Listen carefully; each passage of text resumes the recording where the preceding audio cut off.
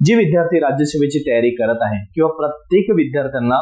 वाटतं की आपण राज्यसेवेची तयारी सुरू करावी, किंवा जे विद्यार्थी फार दिवसापासून करत आहे तरी पण त्यांचा स्कोर निघत नाहीये, किंवा ज्या विद्यार्थी मित्रांनी नुकतीच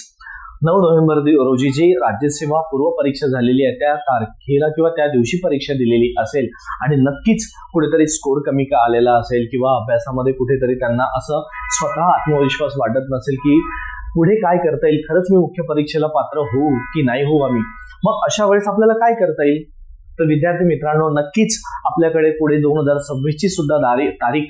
महाराष्ट्र लोकसेवा आयोगाने जाहीर केलेली आहे. मग त्या जाहीर केलेल्या तारीखचा फायदा कशा पद्धतीने, म्हणजे ज्या चुका मागील परीक्षेच्या अनुषंगाने झालेल्या असेल तर त्याच पुढे व्हायला नको असं वाटत असेल आणि आपल्याकडे जरी समजा आजपासून जरी विचार केला किंवा पुढील जानेवारी महिन्यापासून जरी आपण विचार केला 1 जानेवारी पासून, तर विद्यार्थी मित्रांनो आपल्याकडे जवळपास 150 दिवस बाकी आहे. म्हणजेच किती दिवस? जानेवारी, फरवरी, मार्च, एप्रिल आणि मे महिना पूर्ण आपल्याकडे, म्हणजे